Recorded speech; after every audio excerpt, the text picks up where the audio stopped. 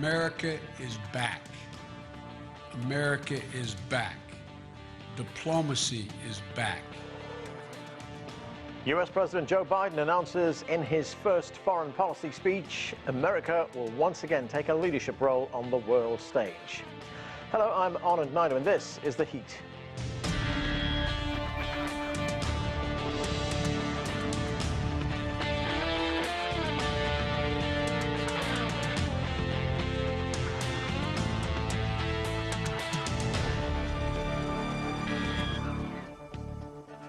In a speech at the U.S. State Department, President Biden stressed the importance of diplomacy, engaging allies and competitors. The U.S. president announced major foreign policy shifts with the war in Yemen, climate change, and said Washington is ready to work with Beijing when it's in America's interest. President Biden also announced new policies when it comes to refugees. The United States' moral leadership on refugee issues was a point of bipartisan consensus for so many decades when I first got here. We shined the lamp of liberty on oppressed people. We offered safe havens for those fleeing violence or persecution. And our example pushed other nations to open wide their doors as well. So today, I'm approving an executive order to begin the hard work of restoring our refugee admissions program to help meet the unprecedented global need. Well, for more now on Biden's U.S. foreign policy, let's bring in our panel. Joining us from Beijing is Einar Tangen. He's a political and economic affairs commentator. Also with us from Reston, Virginia is Trita Parsi. He's the executive vice president at the Quincy Institute for Responsible Statecraft and an expert on U.S.-Iranian relations. Here in Washington, D.C., Anton Fedyashin is a professor of history at the American University. And from Maryland, Joel Rubin served as the U.S. Deputy Assistant Secretary of State in the Obama administration and is a U.S. national security expert. Thank you, everyone, for being with us. Einar Tangen, let me start with you. This was the first major foreign policy speech by the president, and not unexpectedly, he went after China near the top of the speech, accusing Beijing of engaging in what he called coercive, aggressive actions. But he also said that he's prepared to work with China when it is in America's interests. Let's listen to part of what he had to say. We'll also take on directly the challenges posed by our prosperity, security, and democratic values by our most serious competitor, China. But we are ready to work with Beijing when it's in America's interest to do so. So, Einar, what did you make of it? Well, a lot of talking about lofty principles, but then switching to this kind of pragmatic, whatever's in America's best interest. What was really noticeable about this whole speech was not so much what was in it, which was very sparse, a few mentions of Saudi Arabia, one of Iran, one of Canada. I mean, not very detailed.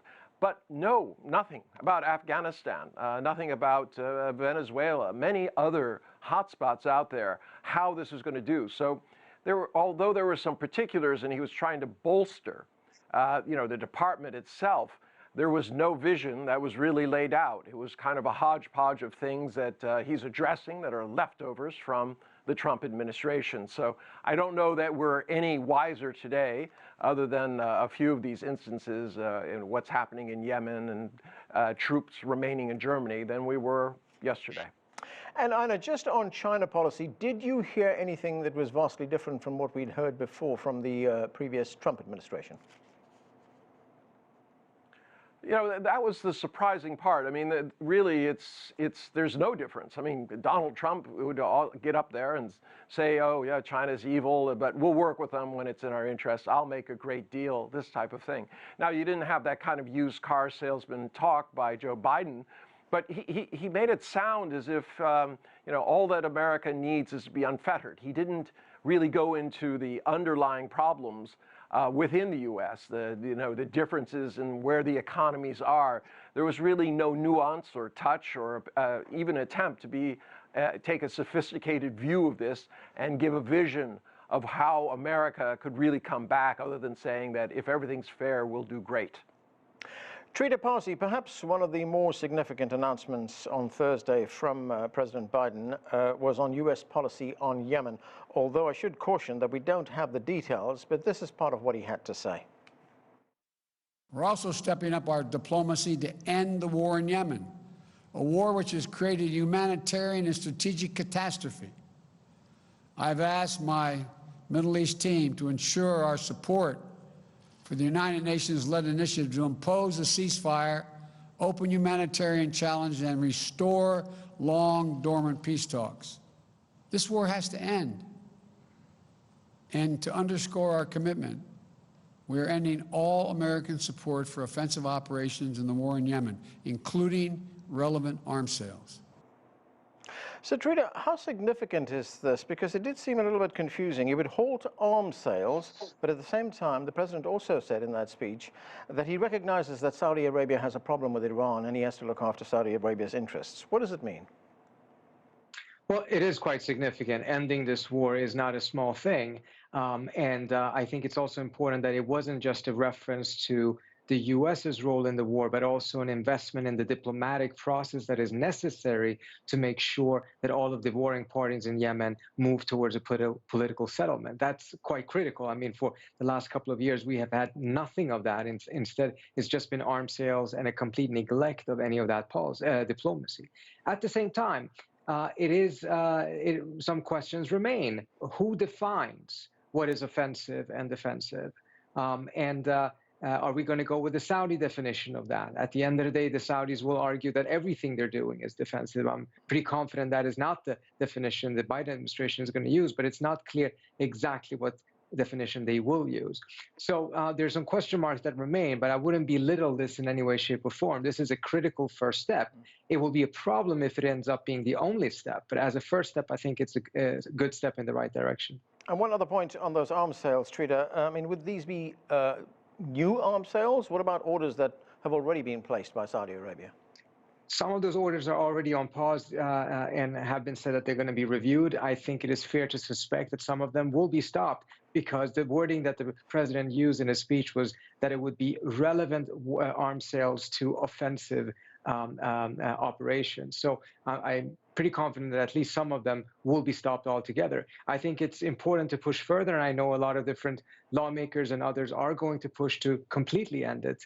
And I think that would be a very positive step. Another thing that I think the administration should be considering is that at the end of the day, the war in Yemen was largely a symptom of a much larger problem. And that problem is that the relationship between Saudi Arabia, the UAE, and the United States has become tremendously unhealthy. These countries are under the impression, and not surprisingly so, that they have a standing green light in Washington. And as a result, they can go about their reckless behavior and expect the United States to bail them out all the time. If this stops with just ending the war, but not actually reviewing and readdressing, reassessing how the Saudi-U.S. relationship can actually turn into something that is beneficial for both sides rather than the U.S. just bailing out the Saudis all the time, and I think that would be a mistake. But all of these things take time, and it can't be done all at once. The first step is to make sure that the war in Yemen is ended. All right, let's go to Anton Fedyashin for what he thinks about Russia policy. Anton, Biden said he would raise the cost on Russia's leaders for what he termed their aggressive actions. Let's listen again. The days of the United States rolling over in the face of Russia's aggressive actions, interfering with our elections, cyber attacks, poisoning its citizens, are over. We will not hesitate to raise the cost on Russia and defend our vital interest and our people. And we will be more effective in dealing with Russia when we work in coalition and coordination with other like-minded partners. So listening to that, Anton, did it sound to you like business as usual? Absolutely, 100%, Anand. The pep talk that we heard today introduced absolutely nothing new. First of all, there is an artificial narrative about the U.S. rolling over when the Russians challenge it. It hasn't done so, and it certainly didn't do so under the Trump administration, despite the extreme examples of Trump not publicly disagreeing with Putin while standing next to him. No administration has piled on more sanctions on Russia than the Trump administration. There are many different examples of that. The most important one from the Russian economic perspective is, of course, the very active and and targeted opposition by the Trump administration to the construction of Nord Stream 2. And it's the biggest economic project, but it's one of many. Now, what the Biden administration exactly is going to do to raise the costs is a mystery. Again, as with so many other issues, there were no particulars, but as Trump's people in the State Department and in Treasury, by the way, had said already months ago, there's almost nothing left to sanction in Russia except for specific people, and that simply plays into Putin's hands. I think the Russians are used to hearing one thing said in Washington and other things being done. They're strategically patient, and they're just going to wait and see what happens. Joel, Rubin, what are your thoughts on that? When it comes to Russia policy, this narrative that the United States has been rolling over, as Joe Biden put it, is actually not true. In fact, the United States has taken very harsh action against Russia under President Trump as well. Well, and I think that's an overstatement. I think, frankly, what we're hearing a lot in this discussion is hoping for a continuation of the Trump era policies, and that's just not the case. Joe Biden was very clear today in tone and in substance that he's different from Donald Trump, and tone matters in foreign policy and diplomacy. We need to make sure that that is not taken to the side. When the president speaks clearly, that makes a difference. And Donald Trump never spoke clearly on Russia. Donald Trump was obsequious to Vladimir Putin. Donald Trump had to be dragged to these sanctions bills that the Congress forced down his throat that he didn't want to see enacted. And there was a sort of a schizophrenia of the Russia policy, because he also held off on moving forward on the nuclear arms agreement with Russia, the New START agreement that Joe Biden, in only the first few days in office, has reaffirmed and is now going forward for 5 more years. So Biden's policy makes sense. It's tough and it's smart for American national security. Trump's foreign policy towards Russia made no sense. It made us weaker, and it almost put us on a path to a new nuclear arms race. Anton, that's a fair point, isn't it, that both Russia and the United States did extend that START treaty on ballistic missiles only days into Biden's administration. Yes, that's absolutely true, and it's in both countries' vital, immediate, and long-term interest, and that is where the positive agenda ends. It started, it's ended, 5 years, that's it. The rest is an open field, and the one thing that I will agree about is that, yes, there will be less schizophrenia in the sense that Joe Biden's administration, and Blinken's State Department especially, will be much more in tune with Capitol Hill. Is that going to further American interests? I seriously doubt it. But again, we'll have to look at the specifics and what actually happens. But again, piling sanctions upon sanctions is really not going to make a difference. If the Biden administration opens up an active diplomatic tract of negotiating with the Russians about everything, including the fate of Southeast Ukraine, of Donbass, and other places, then yes, the sanctions may work. But I didn't hear any of that in the speech today. So again, let's give Joe Biden's administration some time. It will certainly be more predictable and much more constructive in terms of carrying out specific policies. But will they help the relationship?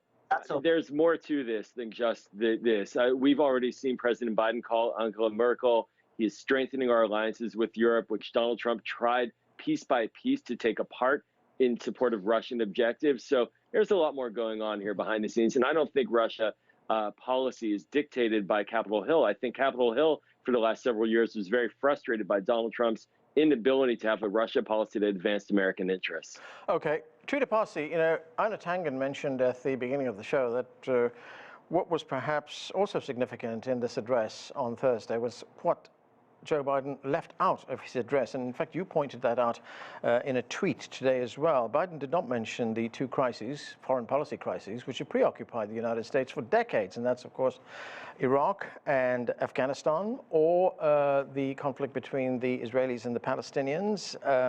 What did you make of those omissions?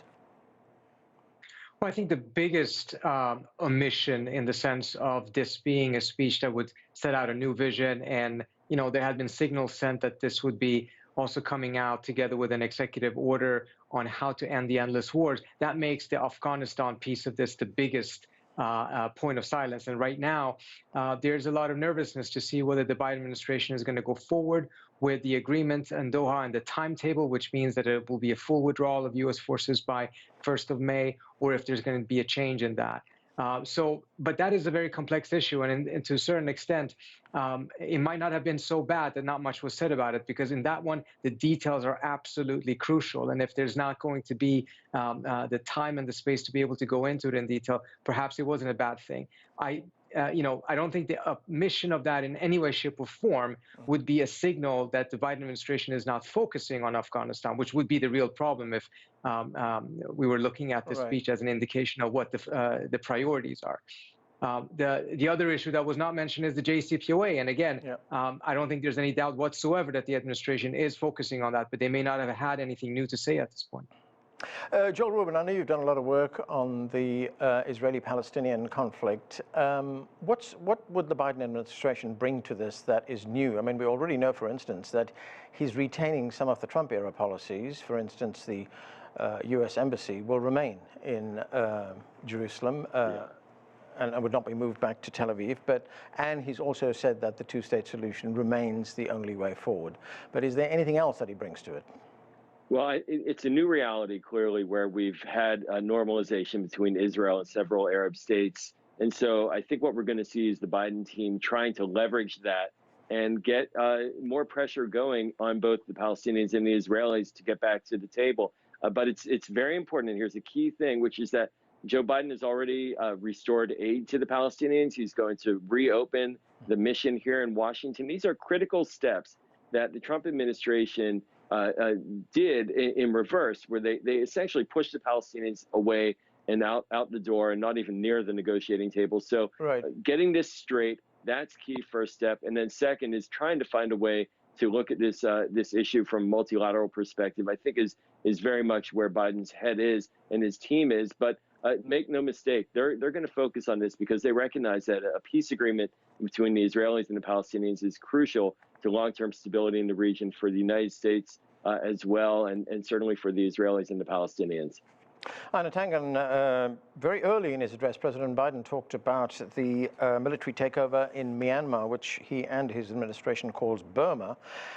He called on the generals in the country to relinquish power and to release those people who have been detained after that takeover, including the leader of the country, Aung San Suu Kyi. He said there would be consequences for the military leadership. And there is a difference between the United States' approach to this and China's approach to it. In fact, China and Russia, both permanent members of the UN Security Council, have blocked condemnation at the UN of this military takeover. So where do you see US policy going on this?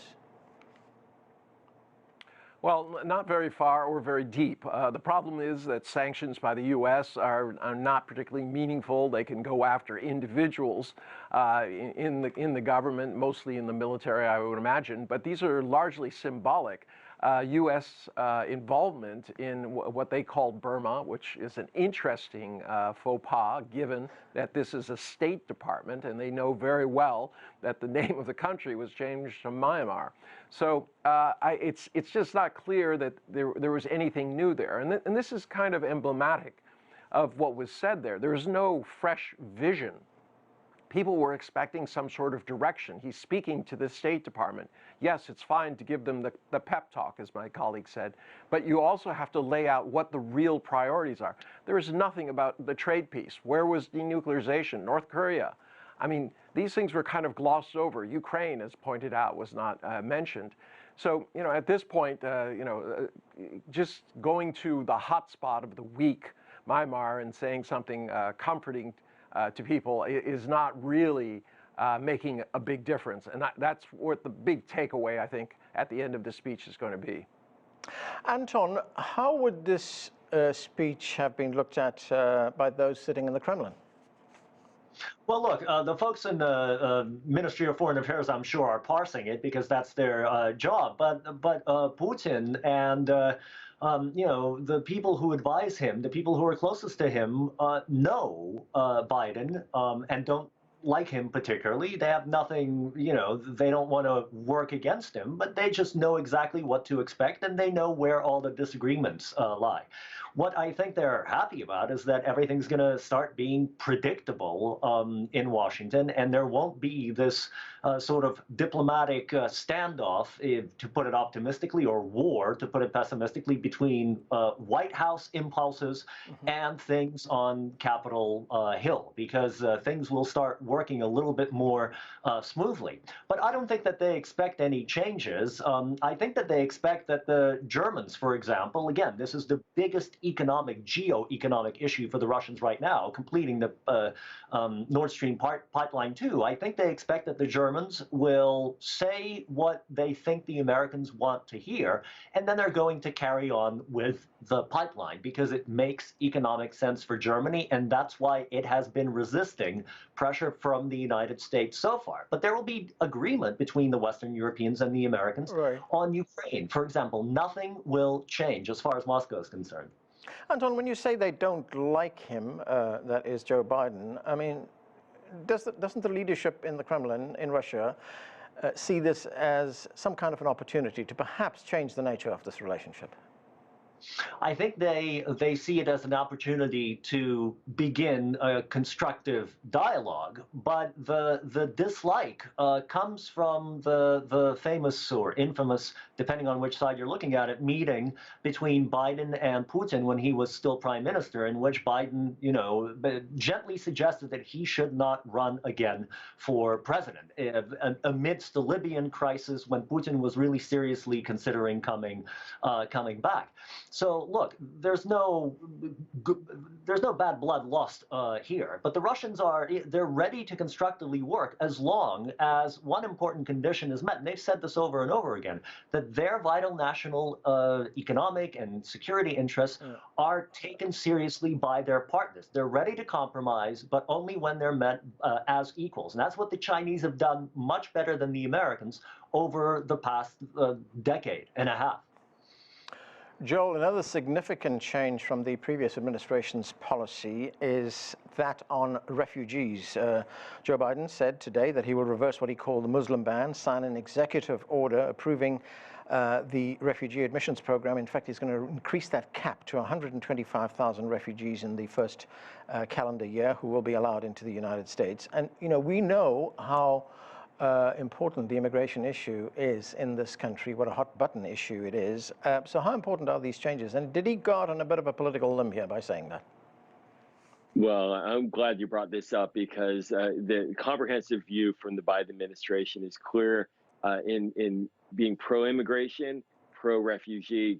This announcement was just on the heels of an announcement about how we're going to engage our immigrant communities here in the United States in executive orders, and legislation is going to be proposed to try to bring the 10 million, the 12 million people who are undocumented out of the shadows. So there's a totally different perspective here with Joe Biden versus Donald Trump, who tried to do everything he could to block anybody coming into this country, in particular people of color from around the world, and had a very nasty way of describing people around the world. And I think you're going to see a complete shift. But you're right.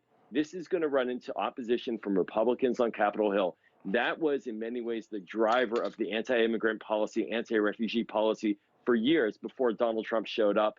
And so certainly we're going to see a lot of fights in Congress about these numbers, because this is going to have to move through the congressional legislative process as well. But I think Joe Biden was elected on this as a platform position. He made it clear where he stood. He won the majority. He won overwhelmingly, and he's going to push forward on this. And it's good for the United States. It's good for America. It's good for immigrant communities and refugees around the world. It's a bright spot today.